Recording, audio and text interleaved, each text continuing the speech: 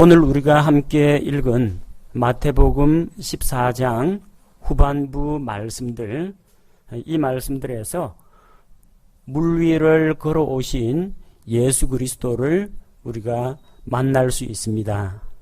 자, 오늘은 물 위를 걸으신 예수님, 또 병자들을 고쳐주신 그 예수님에 대해서 함께 살펴보도록 하겠습니다. 자, 오늘 본문 말씀을 보니까 예수님께서 제자들을 먼저 배를 타고 갈릴리 바다 건너편으로 건너가게 하셨습니다. 그 앞쪽에 어떤 내용이 나왔어요? 예수님께서 제자들에게 너희가 이 무리들에게 빵을 주어 먹게 하라고 말씀하셨습니다. 제자들은 가진 것이 적습니다. 그러나 주님의 말씀을 따라서 나누어 주어서 먹게 하는 일은 할 수가 있었습니다. 빵은 주님께로부터 나오고 제자들은 나누어 주는 일을 했습니다. 그런데 남자 어른들만 5,000명이 넘는 사람들이 다 배불리 먹고 남았습니다. 이제 이 기적을 본 사람들이 예수님을 떠나지 않으려고 합니다. 요한복음 6장에서는 그들이 예수님을 붙잡아서 자기들의 왕으로 세우려고 합니다. 적어도 예수님만 따라다니면 밥 굶을 걱정은 없겠다.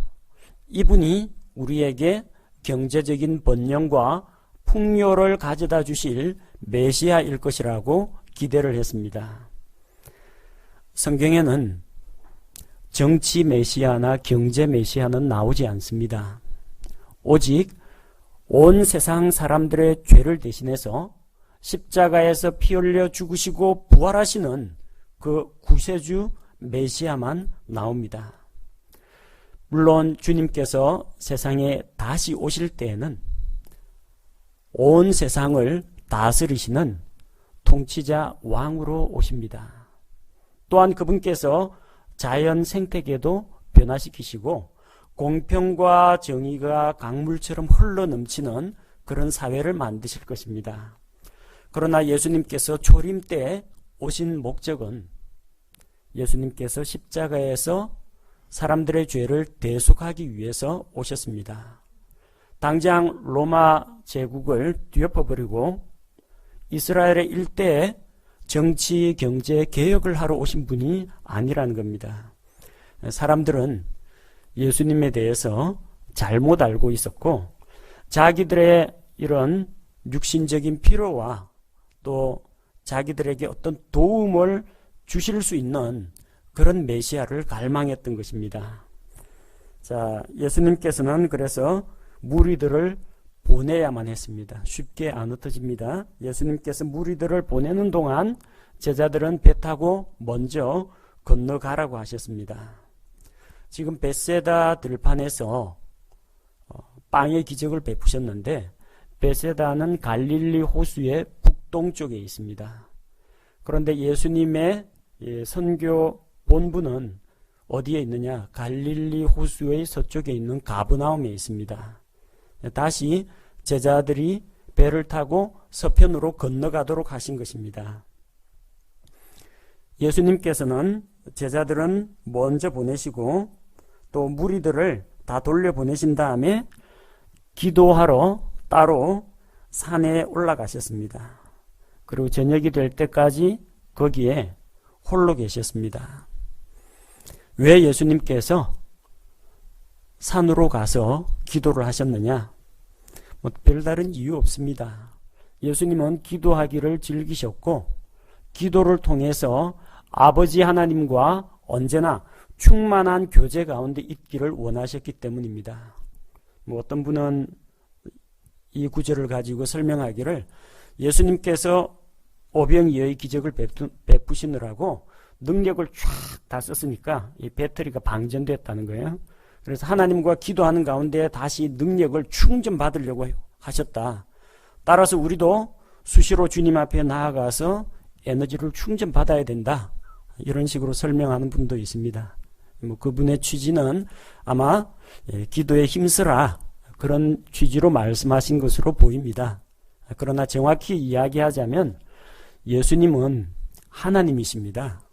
아무리 능력을 많이 행하신다고 하더라도 이 배터리가 방전되는 것처럼 예수님께서 영적인 능력이 다 빠져가지고 새로운 능력을 충전해야 되는 그런 분은 아닙니다.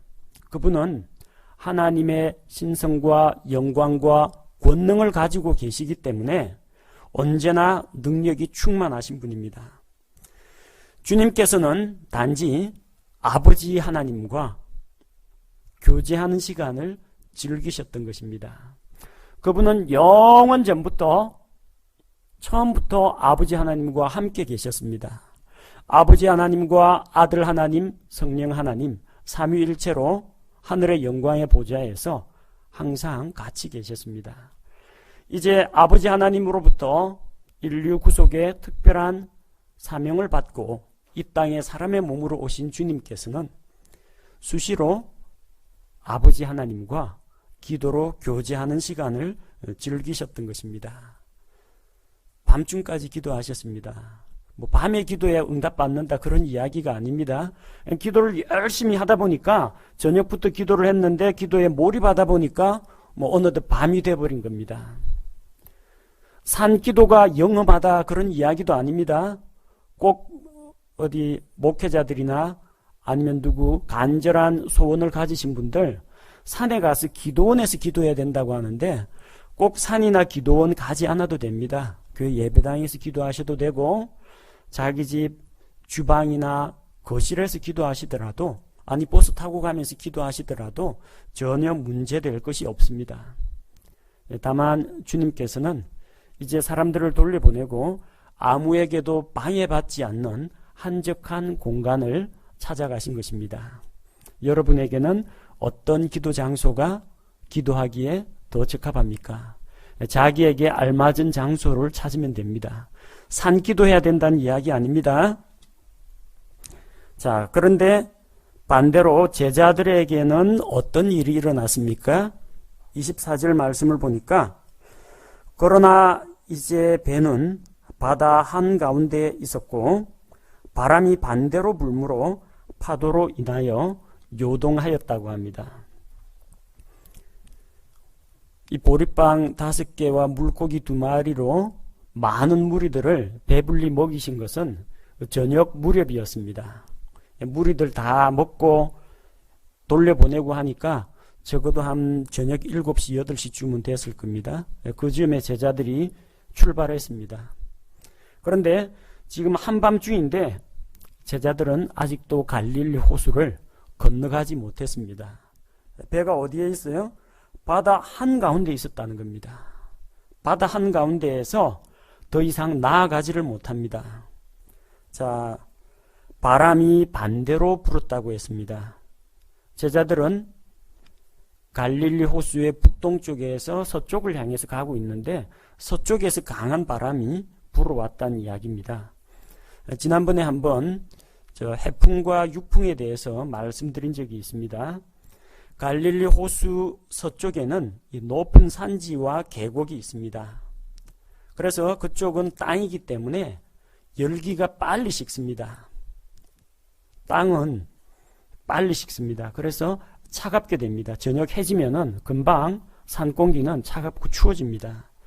반대로 지구상에 있는 물질 가운데에서 이 물은 온도가 서서히 올라갔다가 서서히 식습니다.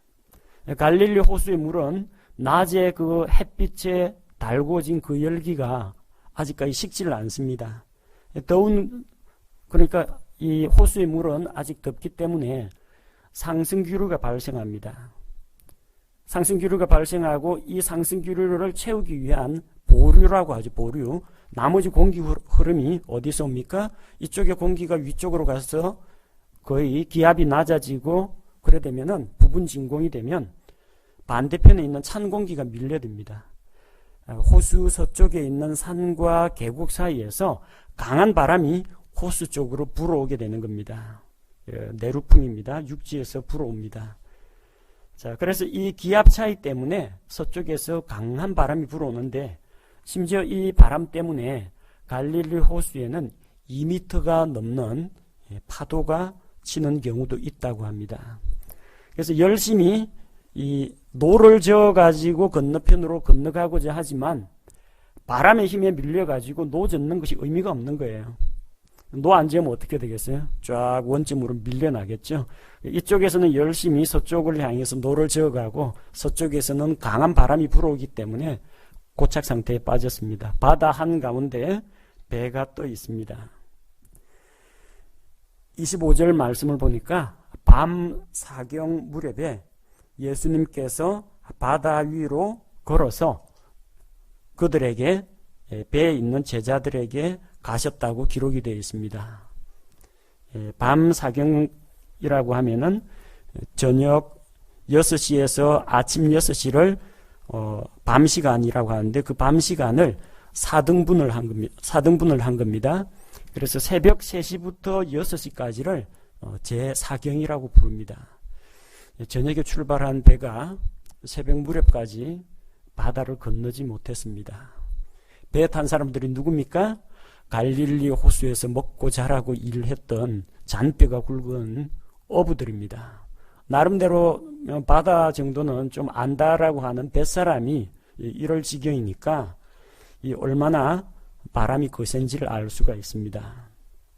자, 그런데 예수님께서는 물 위를 걸어서 바다 위로 걸어가셨습니다. 놀라운 일이죠. 드라마 가운데 물 위를 걷는 남자 그런 드라마가 옛날에 있었긴 합니다만 사람이 물 위를 걸을 수는 없습니다. 물보다 사람이 무겁기 때문에 가라앉는 게 정상입니다. 예수님께서 바다 위를 걸어가셨다는 것은 하나님의 능력을 나타내 보이신 겁니다. 그런데 성경 말씀을 있는 그대로 믿지 않는 사람들은 이걸 자기 나름대로 해석을 합니다. 어떻게 해석을 하느냐? 멀리서 사람들이 보니까 예수님이 마치 물 위를 걷는 것처럼 보였다. 실은 땅에 계셨는데 멀리서 보니까 예수님하고 배가 보이는데 예수님이 물가에 계셨는데 마치 물 위를 걸어가는 것처럼 보였다. 착각했다라고 사람들이 주장하거나 혹은 갈릴리 바다에 얼음이 얼었다. 얼음이 얼어서 예수님이 얼음판 위를 조심조심 걸어간 것이다. 이런 이상한 해석을 내놓는 사람들이 있습니다. 갈릴리 바다에 얼음이 얼었으면 이 노를 어떻게 졌습니까? 얼음에 다 배가 꽁꽁 묶여가지고 이것은 얼음도 아니고 어떤 착시 현상도 아니고 직접 물 위를 걸어가신 겁니다. 어떻게 그게 가능하냐?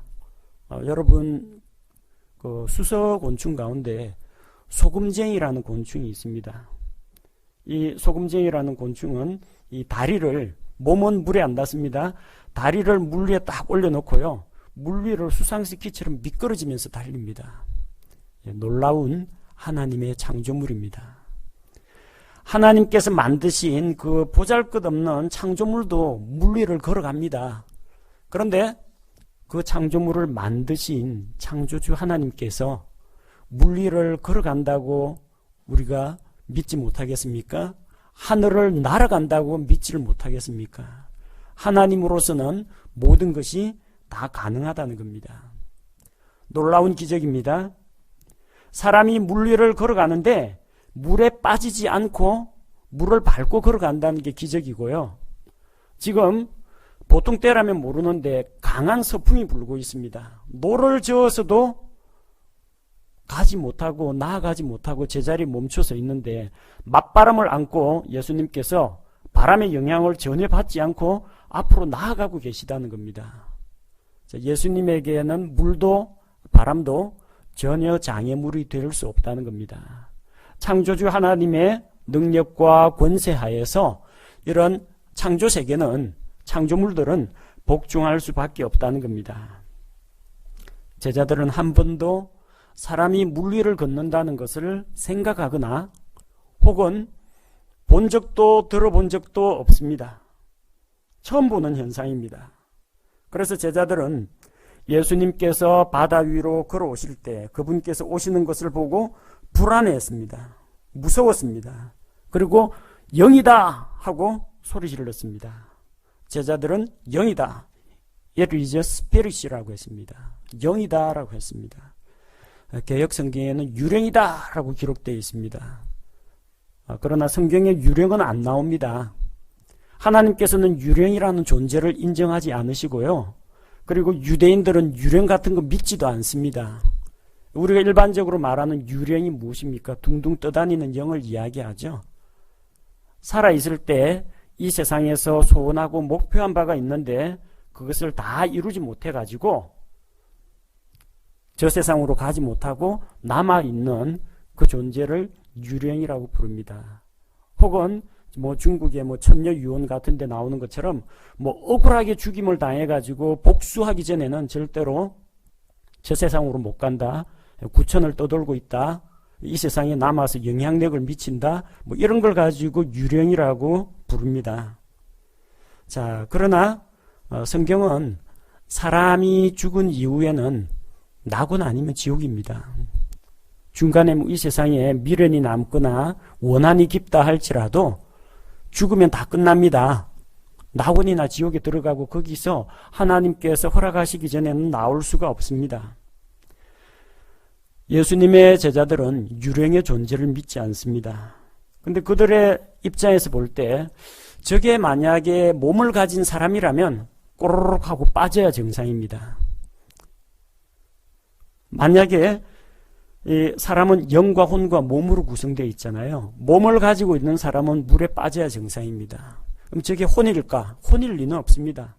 사람의 혼은 죽으면 몸에서 분리되어 나와가지고 낙원 또는 지옥으로 들어갑니다.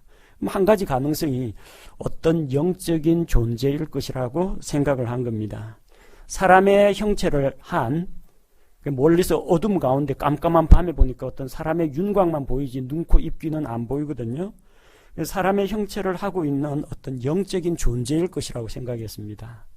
무서운 생각이 드는 거예요. 그 영적인 존재라면 살아있는 사람 눈에는 안 보여야 되거든요. 근데 그게 보인다는 겁니다. 그러니까 이게 뭔가 잘못됐다 생각하고 크게 두려워했던 겁니다. 욥기 4장 15절에는 이런 내용이 기록되어 있습니다. 그때 내 얼굴 앞으로 한 영이 지나가므로 내 살에 털이 곤두섰느니라. 어떤 영적인 존재하고 딱 이게 마주쳤을 때 눈에는 보이지 않지만 뭐가 지나간다는 느낌과 함께 머리카락이 쭈삣 그리고 털이 곤두서는 그런 두려움을 갖게 된다는 겁니다. 제자들 역시 그게 눈에 안 보여야 되는 영적인 존재인데 자기들 눈에 보이니까 놀라고 당황해서 크게 두려워했던 겁니다.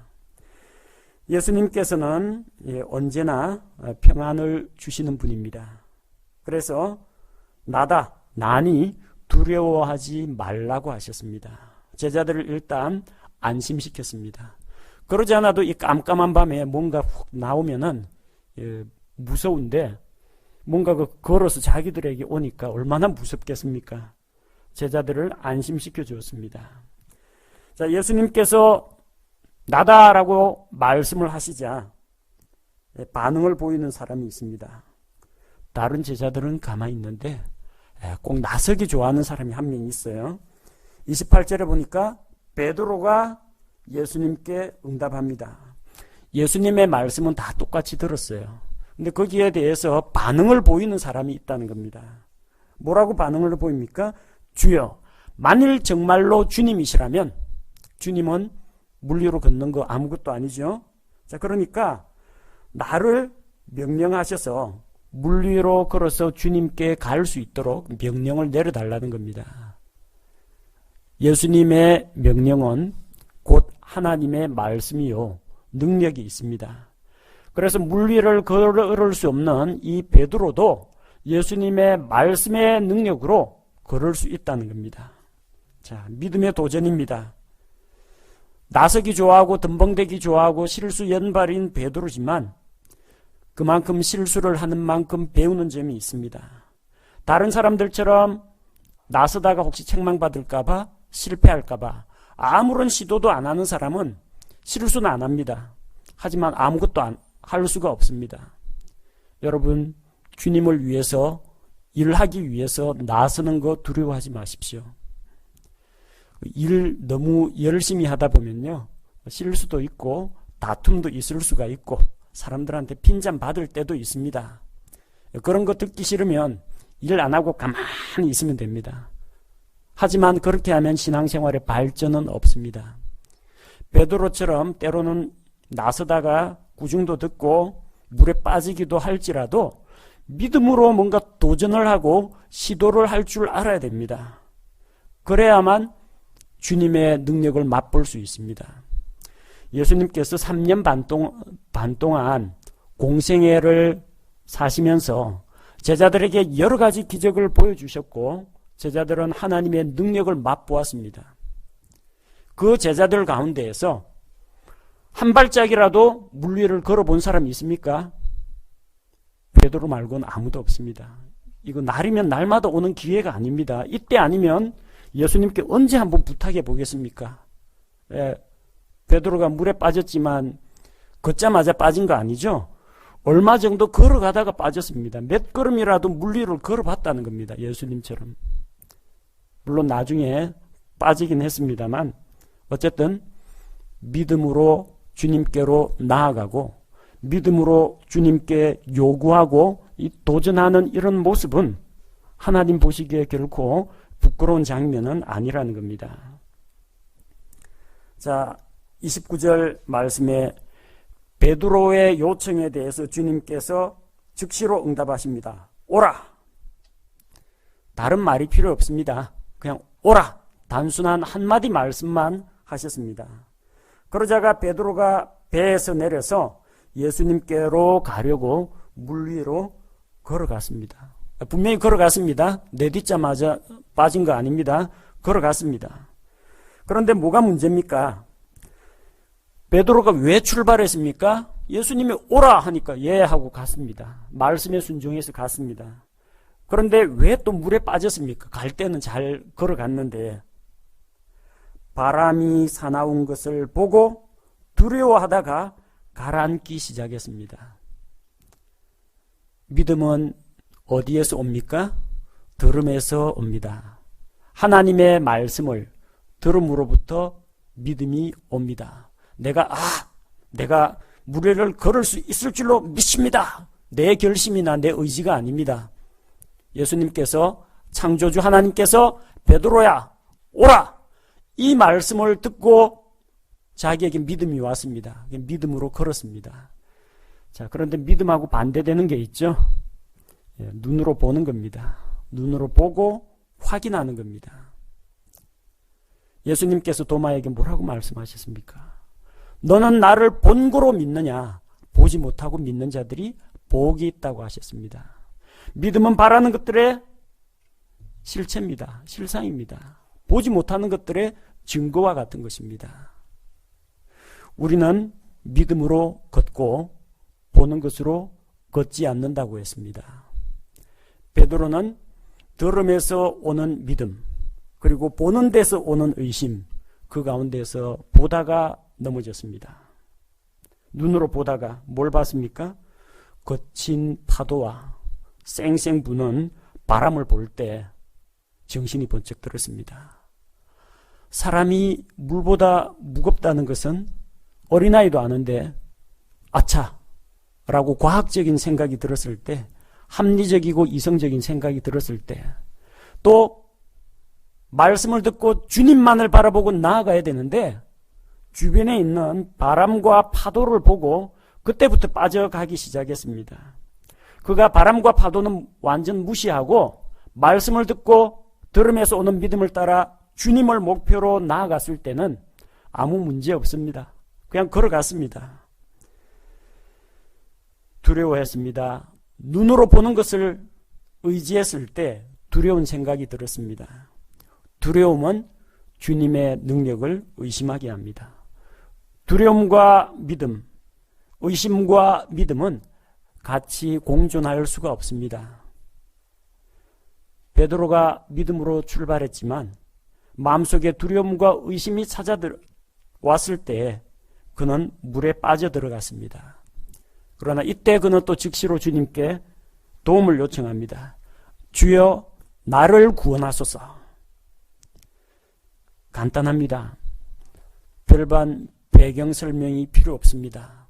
아주 간결한 기도입니다. 주님, 제가 믿음으로 출발했다가 주변의 환경을 보고 이렇게 빠져들어갑니다. 그러나 이제라도 회개하오니, 이거 할 사이에 벌써 물에 빠집니다. 그냥 간단히 주여, 나를 구원하소서. 이 한마디로 족합니다. 기도에는 많은 말이나 화려한 미사여구가 필요 없습니다. 우리에게 지금 절박하게 필요한 것이 무엇인가, 내 마음속에 가장 절실한 것이 무엇인가를 하나님 앞에 있는 그대로 고백하면 되는 겁니다. 여기에서 나를 구원해 달라는 말은 죄로부터 구원해 달라는 이야기가 아닙니다. 지금 물에 빠져가니까 물에서 구조해 달라는 겁니다. 건져 달라는 이야기입니다. 예수님께서 역시 즉시 또 반응을 하셨습니다. 즉시 손을 내미사 그를 붙잡으시며 그에게 말씀하셨습니다. 오 믿음이 적은 자여, 어찌하여 의심하였느냐. 예수님께서는 기도를 들으시고 즉시로 도움의 손길을 베풀어 주셨습니다. 그리고 베드로에게 믿음이 적은 자여 하고 부르셨습니다. 베드로는 불신자가 아닙니다. 이 믿음이 없는 악한 세대야, 이런 식으로 책망하지 않았습니다. 그는 믿음이 있었습니다. 그러니까 예수님의 제자로 따라 나섰지 않습니까? 믿음이 있었길래 오라 하시는 말씀을 따라 믿음으로 걸어가지 않았습니까? 그는 다만 믿음이 적었을 뿐입니다. 믿음이 없는 것이 아닙니다. 그에게 문제가 되었던 것은 의심이 찾아들었기 때문입니다. 믿음으로 시작했지만 의심이 마음속에 자리 잡을 때 믿음은 축소되고 의심이 커졌습니다. 자, 그렇게 될 때 처음에는 믿음으로 시작했지만 넘어지고 물에 빠져들 수밖에 없다는 겁니다. 베드로는 이런 경험을 통해서 뭔가 배웠을 겁니다. 믿음이 승리한다. 의심과 믿음은 같이 갈 수 없다.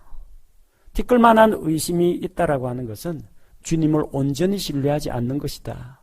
아마 이런 것들을 배웠으리라고 생각합니다. 이제 그들이 예수님과 베드로를 말합니다. 그들이 배에 들어갈 때 바람이 그쳤습니다. 예수님께서 베드로를 데리고 배에 들어가시니 바람이 그쳤습니다. 거친 바람과 파도가 몰아치는 바다와 같은 우리 인생에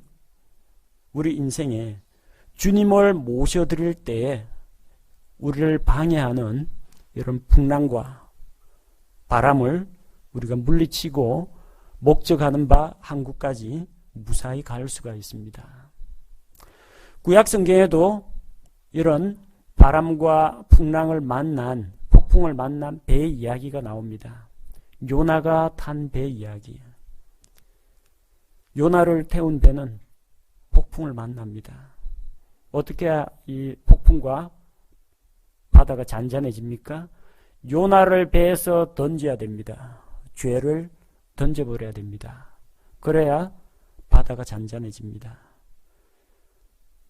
요나를 바다에 던질 뿐만 아니라 예수 그리스도를 배에 모셔드리니까 바람이 그치고 바다가 잔잔해졌습니다. 배에 있던 자들이 와서 그분께 경배했습니다. 단순히 엎드려 절한 게 아닙니다. 절은 높으신 어른한테도 할 수가 있습니다. 그분께 경배드렸습니다. 경배는 오직 하나님께만 바칠 수가 있습니다.